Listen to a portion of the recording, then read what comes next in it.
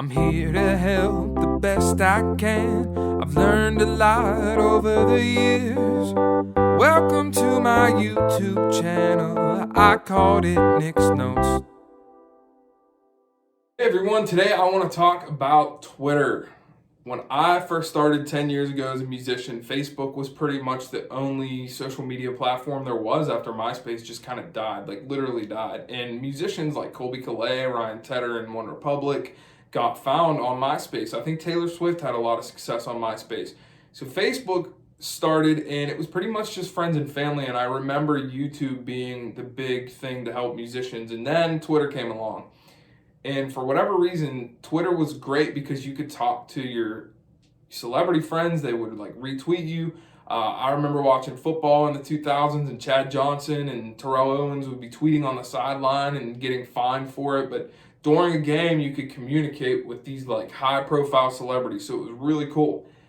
Twitter from about 2015 for me to like 2019 maybe kind of like went dead. And is Twitter still a thing? We're going to talk about that today. Thank you so much for watching this video. Like and subscribe if you don't already. It would really help me get my vision across to help people like you form a path for their career.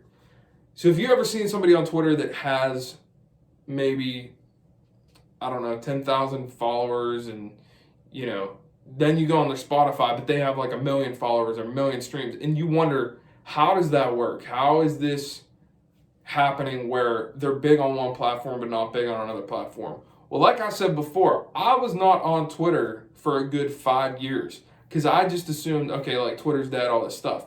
As I talked about in my other video about the 3 places that you should be in 2021, the one website that I talk about in there, a lot of the curators on that website are on Twitter, and they tweet you when they put you on a playlist.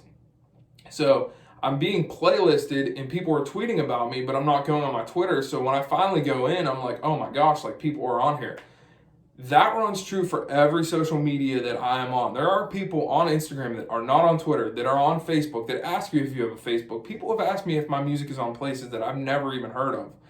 And it is because I have uploaded through CD Baby in the past, and now DistroKid. But really it is a place that you should be if you're not, because not only can you interact with people easily, it's not as stressful as maybe forming a post on Instagram or Facebook. It's more official.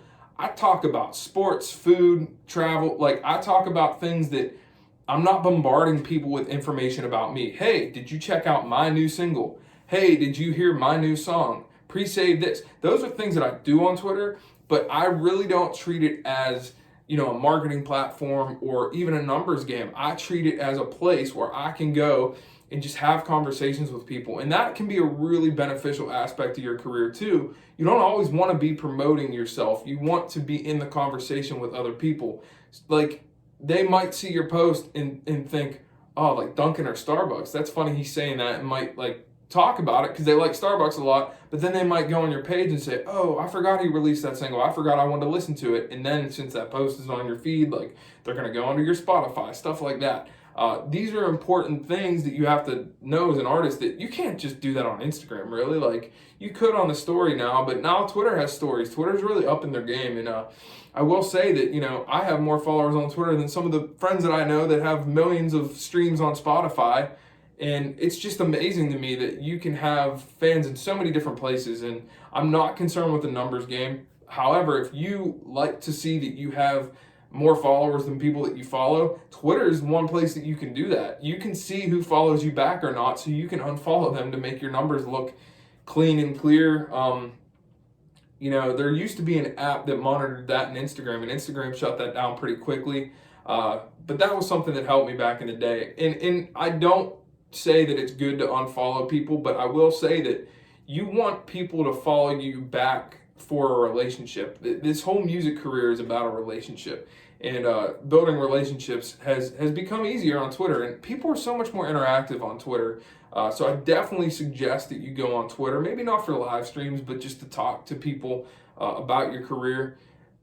If this video helped you, Thank you so much for watching. If you would like to continue the conversation, definitely comment below. If there's a topic that you want me to hit on, from production to booking to marketing, anything that your heart desires, please comment below, and I would love to see if I can tackle that.